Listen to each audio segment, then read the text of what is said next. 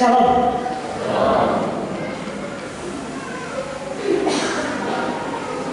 Baik Bapak Ibu, dari pembacaan ini yang pertama yang akan kita lihat, kita perlu lihat dulu surat Ibrani. Ini surat yang dalam Alkitab tidak disebutkan siapa penulisnya, juga tidak disebutkan di mana tempat yang dikirimkan surat. Karena itu sulit untuk mencari tahu surat ini ditulis oleh siapa, ditujukan kepada siapa selain di pasal 1 ayat 1 kepada orang-orang Ibrani.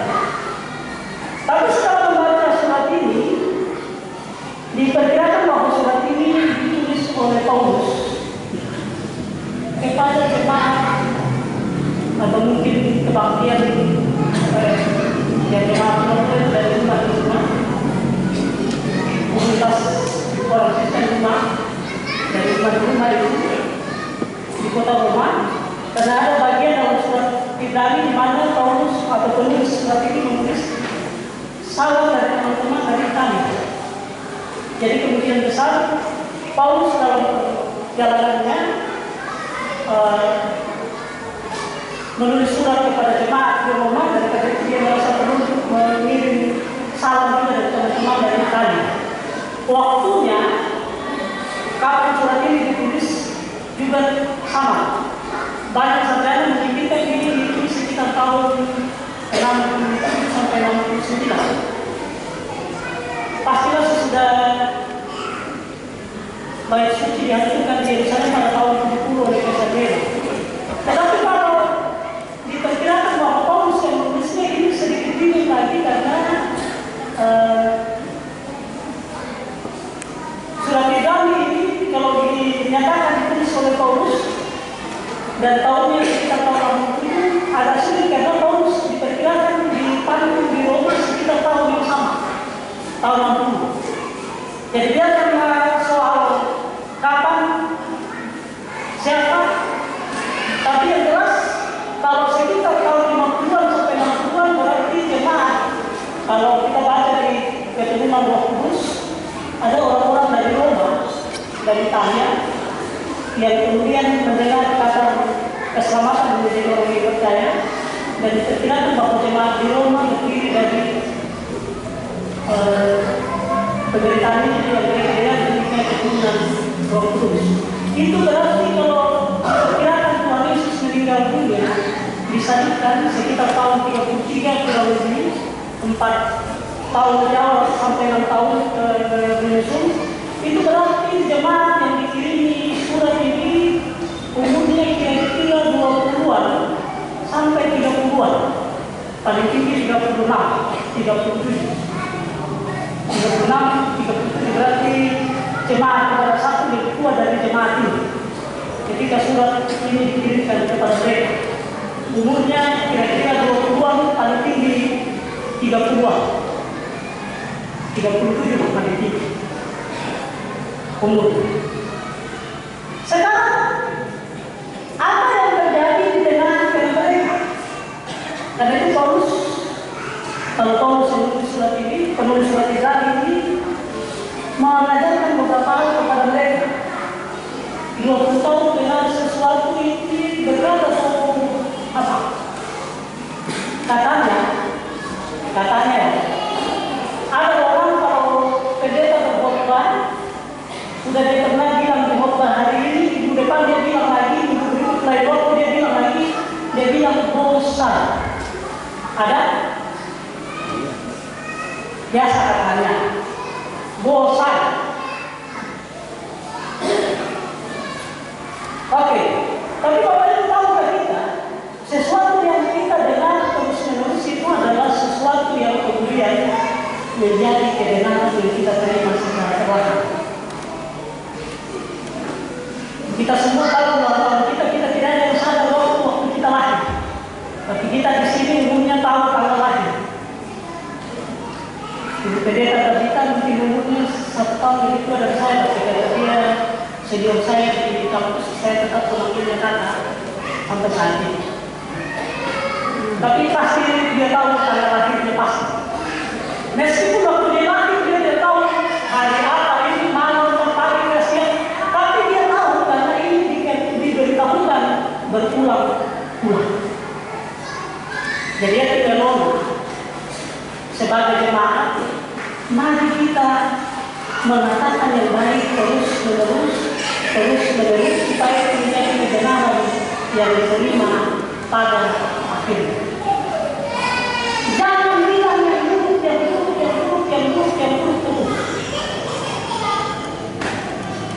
Karena itu akan diterima menjadi kebenaran dalam kehidupan kita. Apa yang salah pada jemaat? Yang pertama, sehingga jemaat goyah, jadi gereja yang tumbuh, jemaat goyah. Yang pertama adalah karena kamu telah lambat dalam hal mendengarkan. Kedua, berani. Kamu telah lambat dalam hal mendengarkan. Kita lebih banyak dalam apa? Kita kan lambat mendengar. Kita biasanya lebih cepat dalam apa? Komentar. Hal yang tidak perlu kita komentari, kita komentari. Dan karena itu banyak masalah. Bahkan orang berkhotbah pun si bisik kita mak komentar. Dato ke sudah tolak gereja, pulang dari gereja ditanya, apa bunyi khotbah tadi? Tidak ditahu. Karena waktu khotbah berlangsung dia mohon maaf. Tapi ini banyak yang begitu ya. Majelis sibuk menulis.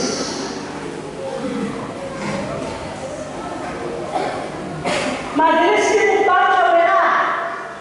Yang di belakang menantu. Banyak orang kalau mendengar khotbah itu menjadi jam istirahat merokok di depan.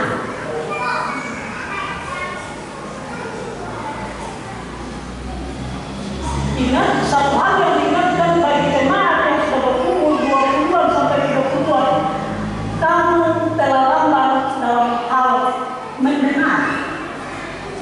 Atau mungkin kita dengar, tetapi tidak tahu masuk ke telinga kanan, keluar yang di depan katanya perempuan, masuk ke telinga kanan tinggal, masuk ke telinga kiri tinggal juga, keluar dulu. Katanya, ingat Bapak Ibu, satu kelemahan gereja yang tidak teguh adalah ketika dia lambat dalam hal mendengarkan. Yang berikut, satu kelemahan jemaat di sana adalah memang dari segi pengalaman hidup sehari-hari mereka hidup di antara orang yang hidupnya tidak percaya pada Kristus.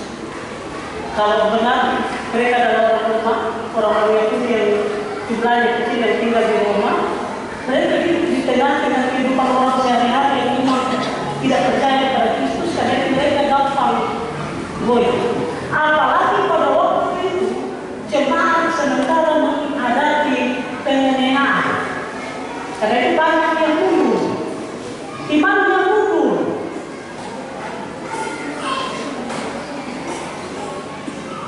Kalau kita di sini dengar ayat yang biasa kita dengar, hendaklah engkau setia sampai mati, kita pikirkan itu saya lahir Kristen nanti mati Kristen, sudah setia sampai mati. Padahal bukan itu artinya sebenarnya. Setia sampai mati artinya begini. Coba paruh di leher, kalau percaya pada Kristus. Itu yang setia sampai mati. Karena itu Paulus bilang begini, kelemahan jemaat satu adalah mereka suka minum susu.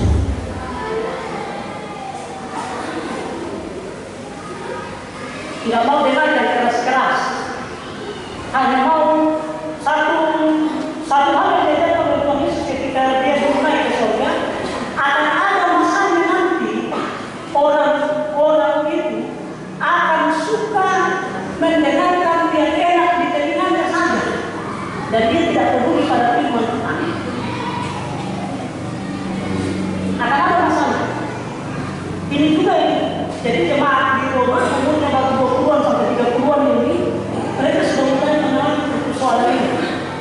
lamban dalam hal kebenaran. Baik, yang ketiga, dalam jemaat ada pertentangan. Ada yang punya paham tentang ini begini, ada yang punya paham tentang ini begini. Dan saya kira di manapun di dunia ini pasti di perpecahan karena hal ini pasti akan ada. Dan biasanya kelemahan kita adalah setiap orang mau menjadi pemimpin. Karena itu dalam gereja terjadi bentuk-bentukan. Siapa yang lebih hebat? Siapa yang lebih kuat? Karena itu gereja, sisi panggilan gereja bersaksi, bersekutu dan melayani semakin berkurang.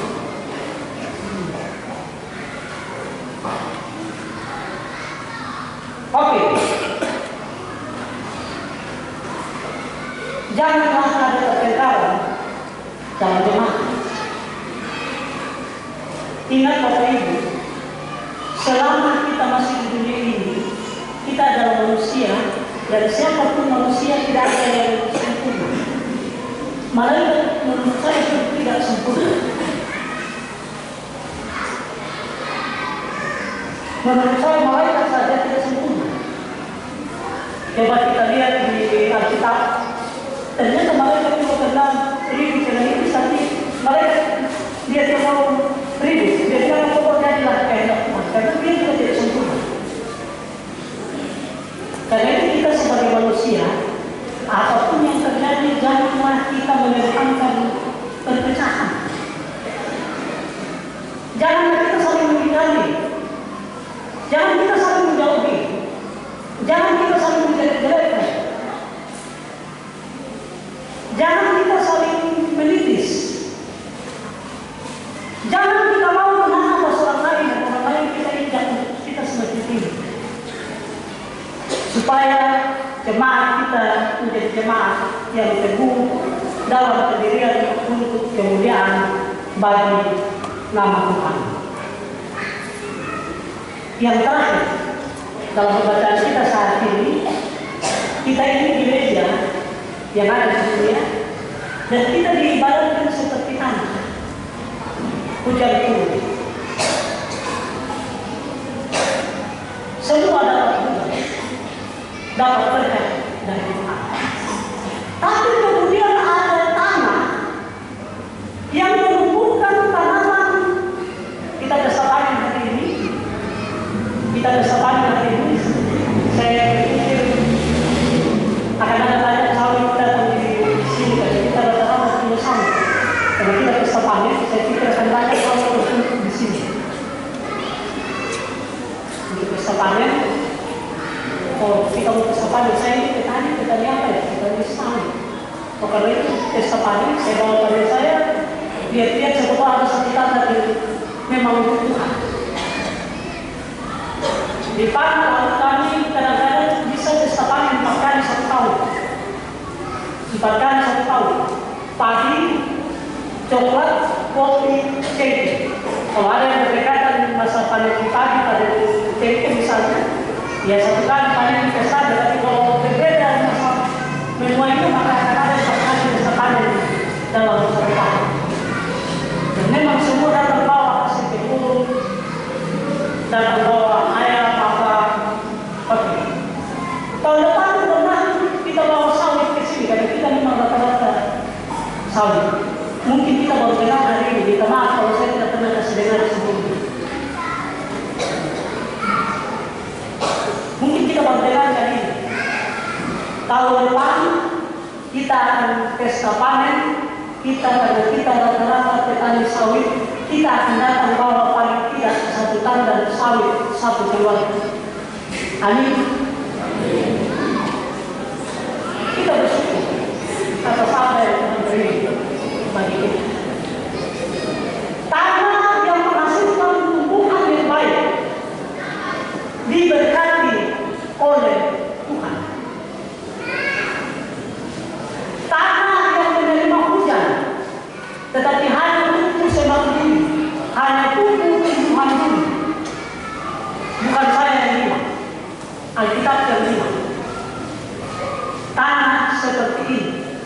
sudah dekat pada keadaan yang disebut. Bapak Ibu mohon maaf, bukan saya yang bilang, Alkitab yang bilang. Tanah yang menerima hujan dan menumbuhkan tanaman yang baik diberkati. Jemaat yang mendengar firman Tuhan dan benar-benar kalau firman Tuhan menjadi jemaat yang subur. Jemaat yang dengar firman kemudian berdiri dan masing-masing pada pendiriannya masing-masing akan menjadi jemaat yang tidak ada sesuatu pun yang jadi di dalam jemaat itu. Tepuk tangan untuk berkat Tuhan 39 tahun. Tepuk tangan untuk panen dari Tuhan. Ada yang tidak tahu, tidak tepuk tangan karena tidak punya saum. Tepuk tanganlah untuk kesehatan dari Tuhan.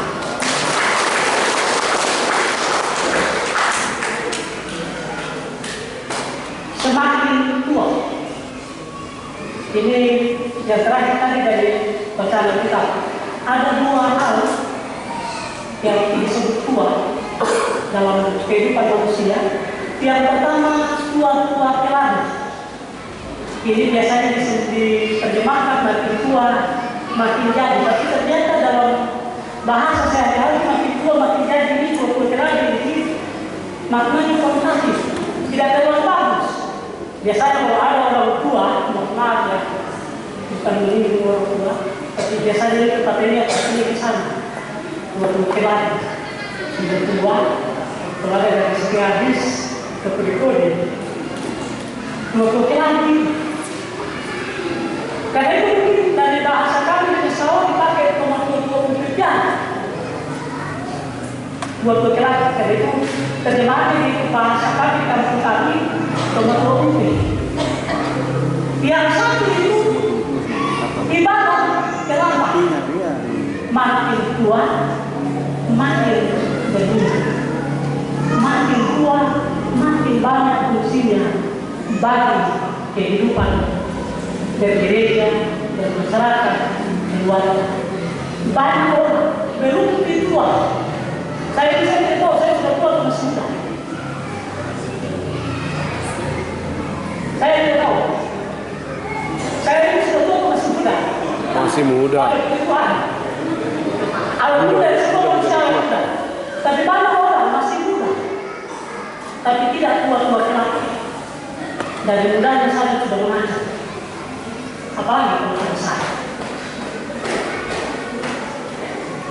Selamat diberkati oleh Tuhan menjadi gereja yang